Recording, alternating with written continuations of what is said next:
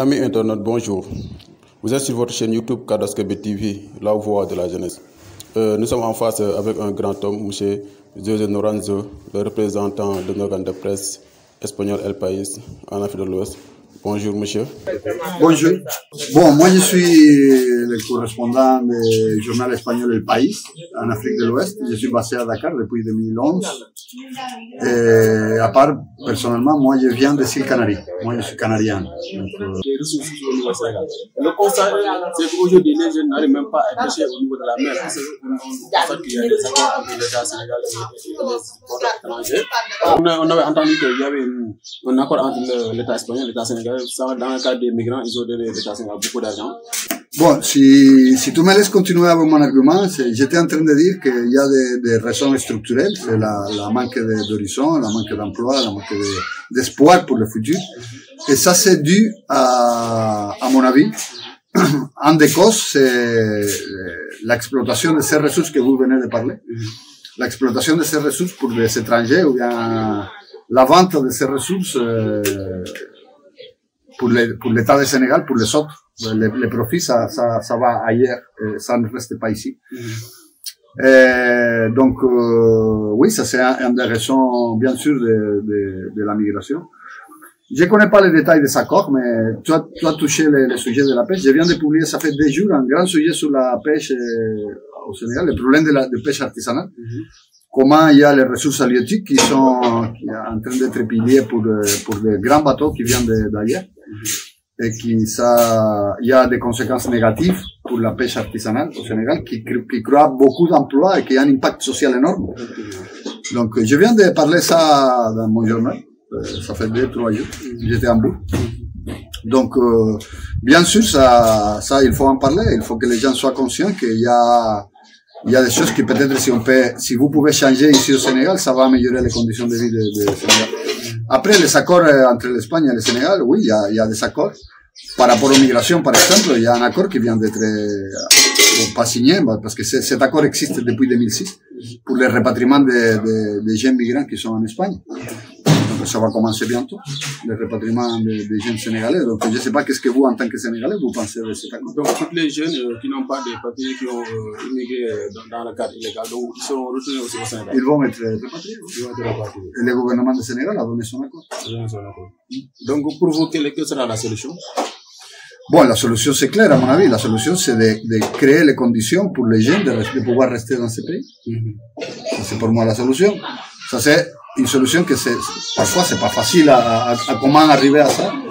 Mais à mon avis à moyen terme, la solution c'est industrialiser ce pays et la création d'emplois suffisants pour les jeunes pour pouvoir rester.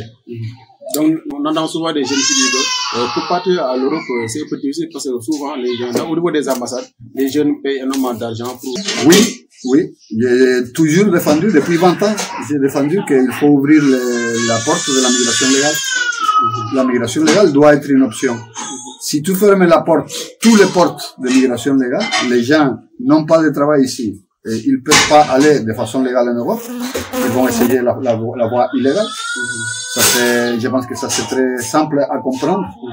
Donc, à mon avis, il faut potencier la migration légale. Il y a des façons de faire. Il y a migration, on parle de migration circulaire, par exemple. Les gens qui vont là-bas et après ils vont retourner. Il y a beaucoup de façons d'étudier cette possibilité, mais je pense que l'Europe est très fermée à ouvrir ces portes-là. Et ça, moi, en tant qu'Européen, moi, j'ai beaucoup dénoncé ça depuis 20 ans. Mais bon, je pense que hier, il y avait la ministre des Affaires étrangères espagnole qui était là. Ils ont parlé de ça avec Macky Sall, le président Macky Sall. Ils ont parlé de potentiel immigration légale. Moi, je voudrais voir ça, que ça arrive à terme.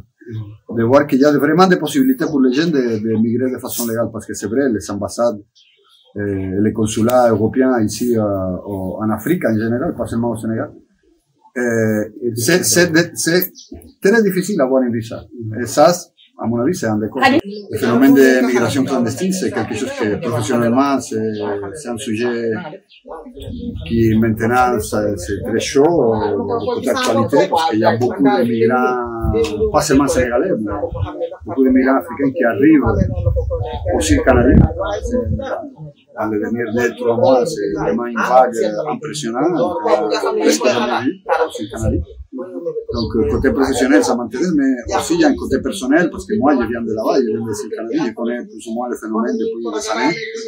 Donc, ça m'intéressait de connaître les conséquences de ce phénomène. Et en concret, visiter Aminata Gueye, qui est la maman de Mohamed Gueye, qui est décédé en mer, et certains membres de sa famille aussi, pour raconter un peu cette histoire. Donc, pour vous, quelles sont les causes qui permettent les jeunes de quitter les pays, de prendre des pions jusqu'à Espagne? Qu'est-ce qu'il y a au niveau de l'Espagne? Pourquoi les jeunes se migrent en Espagne? Bon, d'abord, moi, je veux dire que l'immigration, c'est un phénomène naturel et qui date de toute l'histoire. Depuis que l'homme est homme, il marche sur ses 2 jambes, l'immigration a existé. Donc, c'est pas quelque chose de nouveau. C'est un phénomène qui traverse tous les temps de l'histoire de l'être humain. Après, c'est vrai que le monde est construit d'une façon qu'il y a des zones où est-ce que c'est plus compliqué d'y arriver, il y a des zones où est-ce que c'est plus simple, ou bien il y a des gens qui c'est plus simple pour voyager, et il y a des autres qui c'est très compliqué. Donc ça, c'est vraiment un monde qui a été construit d'une façon très injuste.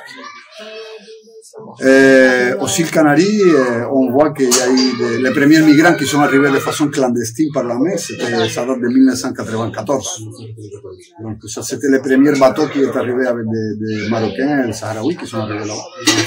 Donc on parle de 26 ans de migration, donc on a déjà une certaine expérience à voir des gens qui arrivent là-bas. Après, il y a eu 2 grandes vagues. Il y a eu les vagues de 2006, il y a eu beaucoup de gens qui sont arrivés là-bas, beaucoup de Sénégalais et de Maliens surtout. Et maintenant, il y a une 2e vague qui est assez forte. Tu me demandes pour les causes sont évidentes. Il y a des causes structurelles, il y a la pauvreté, il y a la manque d'horizon pour la jeunesse ici, il y a la manque d'emploi, l'impossibilité de se développer en tant que personne, d'avoir un travail. Donc, votre mot sur YouTube, la voix de la jeunesse. Ah oui, ce que je peux faire, je vous encourage à continuer dans cette ligne, de travailler, parce que le domaine de la communication est clé pour le développement d'un peuple. Il faut que les gens soient bien informés, il faut que les acteurs de la communication, les gens qui vont produire des informations, des vidéos, ça c'est très important que ce soit des acteurs locaux. Parce que, bon, moi, je peux venir ici, je peux dire n'importe quoi, mais c'est à vous de gérer la communication, c'est à vous d'informer, c'est à vous de vraiment être les acteurs principaux de l'information. Donc, je vous encourage j'espère que vous allez arriver à bon terme tous les projets que vous êtes en train de développer. Donc, vraiment, bonne chance. Kadwa Aska Nui, la voix de la jeunesse. Merci beaucoup. Merci.